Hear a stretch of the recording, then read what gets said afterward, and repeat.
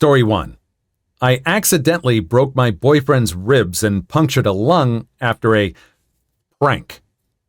This just happened 2 nights ago, so I'm still reeling emotionally. I know this is long, but there's some important background context, and I'm in desperate need of answers. Almost 6 years ago, I, 29 male, lost my partner suddenly in an accident while he was overseas on a work trip. When I lost him, I cannot describe the pain and the anguish and the emotional hellscape that I found myself in. We planned a life together, and in a fraction of a second, it was all gone. In the aftermath, I completely collapsed as a human. I left my career in healthcare. I couldn't leave my apartment for 3 months.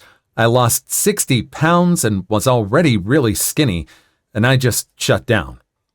In short, I was a mess in every single way. With the support of some very persistent friends, community resources, and an amazing therapist, I started to process and move forward.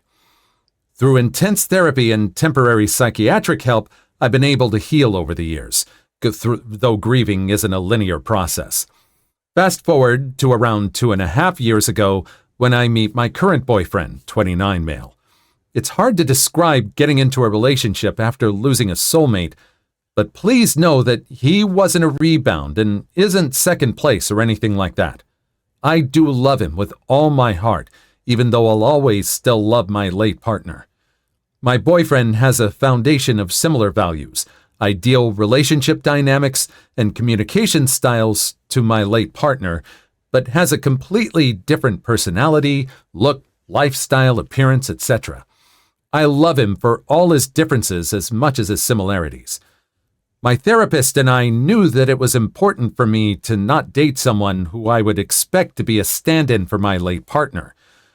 Her and I have checked in constantly through the major stages of my relationship to ensure that I'm sticking to that. At this point, I've honestly pictured what the rest of my life would look like with him in it, and he said the same. He was also the most understanding boyfriend when I first told him about my late partner's passing and my grieving journey. If there was a textbook way to handle the situation, he could have written the whole thing. I truly could not have asked for a better boyfriend. That was until yesterday. My boyfriend likes to play pranks on me, and he's even filmed some of them to upload online. It's not a constant thing or frequent enough for me to always be on my toes, and I've always said that I'm prone to weird things happening to me, so I'm never the wiser when I'm being pranked. For sake of anonymity, I won't go into details on previous pranks he's pulled, because a few have gotten quite a large number of views. But they're mostly harmless, annoying, etc. As much as I hate being pranked at the moment, he's never gone too far. He's always checking in on me, he gets my permission to post them, and all that. I guess I should say that he had never gone too far until yesterday. He texted me in the morning to confirm dinner plans we had that evening, and I replied asking if he needed me to pick up anything on my way home from work. At least twice a month, he cooks us an elaborate dinner. I'm talking about coordinated wine pairings, 5 courses, tasting menus, things like that. Like I said, he's a perfect boyfriend. I plan to FaceTime him at lunch like I always do, so no big deal. Well, he didn't answer me at lunch. No big deal, he's probably busy. I sent him a couple of texts after lunch, just random stuff, but he never responded. And when I finished work, my phone showed he had never even read them. I got a little anxious, admittedly, but pushed it aside. I don't need to hear from him constantly, but a sudden break in our routine feels weird because he always tells me in advance when something is going on if he's busy. Always. He also always forgets something for the dinners he makes us and asks me to grab something on the way home. Always. Not today, though. Anyway, I drove to his apartment from work and let myself in with a key he gave me. I expected to hear music, smell some dinner or something, but it was completely silent. I put my stuff down on the hall bench and walked toward the kitchen. I saw grocery bags at the kitchen's entrance, which I thought was weird. As soon as I entered the kitchen, I saw a broken wine glass at the far end of his kitchen island with a few drops of what I thought was red wine until I saw his feet sticking out. I sprinted around the island, and he was laying on his side, facing away from me. There was blood everywhere. On the edge of the island, splatters on the wall, and a large pool of blood around his head. I haven't made the sounds that came out of me since I got the call that my late partner passed. My heart was racing so bad that my chest and head hurt. Though I felt like I was in full-blown panic mode, I physically went into autopilot. I work in healthcare again, so I'm glad that my instincts kicked in. He was on his side, so I flipped him flat on his back. From what I gathered, trying to take a medical visual inventory of his injuries, it looked like he was just bleeding from his head. He didn't respond to my voice or a quick sternal rub. He wasn't moving at all, and when I put my ear to his mouth, I wasn't hearing or feeling breathing. He had blood all over his face, so I couldn't tell if his lips were blue or anything like that. I do remember checking for a pulse, and truthfully, I didn't feel one, though in hindsight, I can't be sure if I was mentally stable enough to discern one either way. So I tilted his head back and put my hands over his chest to start CPR while screaming at my phone for Siri to call 911. I only got 2 hard and fast compressions in which he miraculously came back from the dead screaming bloody murder. After that, I'm not going to lie, I blacked out a bit. I remember getting lightheaded, my boyfriend shaking me, him apologizing. I remember him calling off 911, and I remember leaving his apartment covered in what I had obviously figured out was fake blood. I did get a call from 911 and police to confirm basically that my boyfriend had played a prank and no one needed help. Otherwise, I felt completely catatonic in a way. I disassociated. Needless to say, since last night, I have been a complete mess, and I'm devastated. The entire thing keeps playing in my head, and while the logical part of my brain knows that he pranked me and that he's alive, my body hasn't figured it out. Worse, this completely brought up everything surrounding my late partner, and I feel like I have to start my grieving process for him all over again. The anger I feel isn't a revenge type of anger, but an exhausted type of anger. The rage is so strong and intense that it's taken every ounce of my energy away from to act on any of it. And I guess that's a good thing. My boyfriend has tried calling me over 40 times. He sent me too many texts to count. He even came over to try and talk to me that same night. But luckily, even though he has a key, I have a deadbolt chain, so he wasn't able to get in. My neighbor, basically he shouted an apology through the crack and begged me to talk to him. My neighbor shooed him off after a while. My friends have also messaged me to ask if I was safe, saying he contacted them and told them everything. I've only texted one of my friends back. I have a therapy appointment tomorrow, but I just need to crowdsource thoughts right now. My boyfriend's sister called me this morning in tears, apologizing on her brother's behalf, and told me how sorry he is. She said that if he would have told her about the prank beforehand, she would have chewed him out for even thinking of the idea. Their parents were horrified as well and have said that they're here to support me in whatever way I need. His sister told me that he had come over to her house after I didn't let him into my place, and he was having a major anxiety attack with chest pain, racing heartbeat, and trouble breathing. It was so bad that she took him to the ER, where they learned that I had fractured a couple of his ribs while attempting to give him what I thought was life-saving CPR, and in the process had also punctured a lung. There are so many emotions going through my head right now. I am so angry at the world for, yet again, ripping away a man I love from me, because even though he's alive, I don't think that I'll ever be able to get over this. At the same time, I still love and care for him. It's like all I want to do is rush to the hospital to be by his side, while at the same time I feel like the sight of him would make me sick. He disgusts me in every way, yet the thought of being without him breaks me in ways that I can't explain. What should I do? Is there any possible way for me to heal from this? Do I even consider trying to fix things with him? Do I even want to make this work? Was this entire relationship a facade that he built up to sell a prank that is so personal and cruel and disgusting?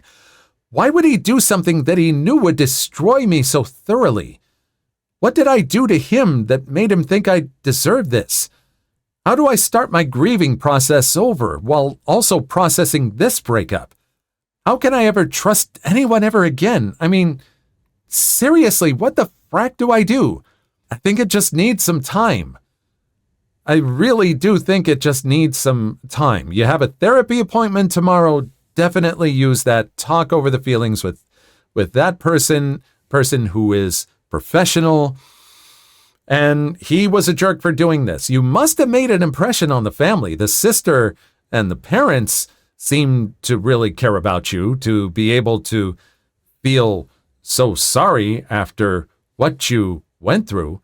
And maybe he just wasn't thinking. You listed a lot of positives about him.